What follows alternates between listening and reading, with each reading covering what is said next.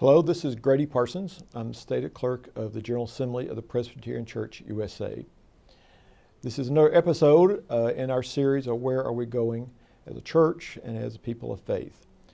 I'm continuing my discussion on the book Journey into Wilderness by Gil Rendle, which again I would encourage you to go out and read for yourself. Today we're continuing to talk about the value of story in enable an organization to thrive and to move forward in the world. In this particular portion, Gil talks about that the story, how important it is for leaders and the way they're able to convey stories that may help reshape the community.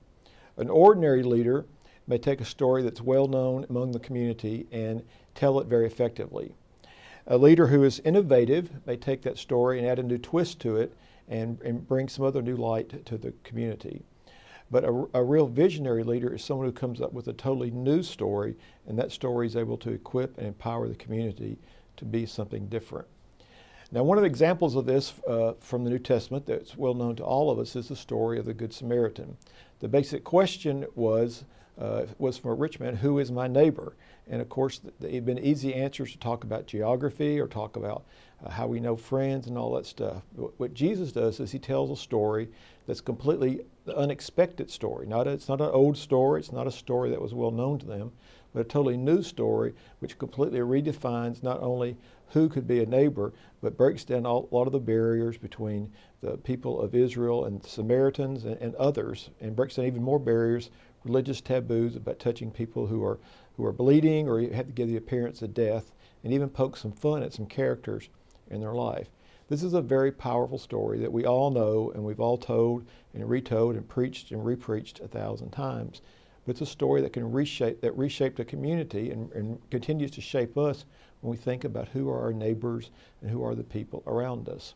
So think about the stories you tell in your own particular ministry context, the stories you tell in your congregation, the stories you tell around the fellowship hall, the stories you tell at church retreats, the stories you tell about when so-and-so did this at the church, or when so-and-so had this funny episode, or when the church was able to meet this great challenge.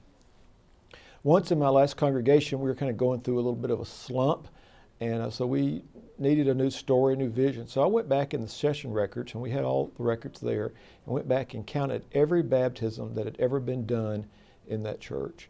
And what I was amazed at is over the multi-decades of that church's history, at that particular time, they had come out to exactly the round number of 1,000 baptisms done in that little church.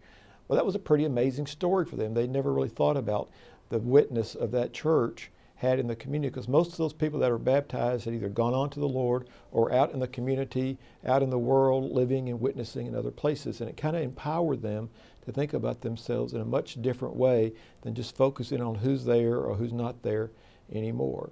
And you probably have those same stories, again, in your church about things the church has done, struggles the church has been through, difficulties the church has been able to accomplish, that the church has been able to live from and move on. There are also stories about our communities where our people live and how they've also struggled and thrived, or how you can take a struggle and retell that story in a way that empowers people to rethink and reimagine who they can be and who they can possibly be. It's all the power of a good story. Think about some of the movies that are out now. The King's Speech is a great story about someone who had a struggle, a speech impediment, and was able to get past that to be an effective leader for his people. Well, you know, in some ways you could tell the exact same story about Moses, who also had a speech impediment, and we could call it the prophet's speech and make a whole new Christian movie of it. It's about people who are able to struggle mightily against some limitations in life, but because of that struggle, they're able to move on and inspire other people to do the same. At least our experience, when the King's Speech ended in our movie theater, people actually clapped. They were so inspired by the thing. So what are the stories in your church? What are the stories in your own life?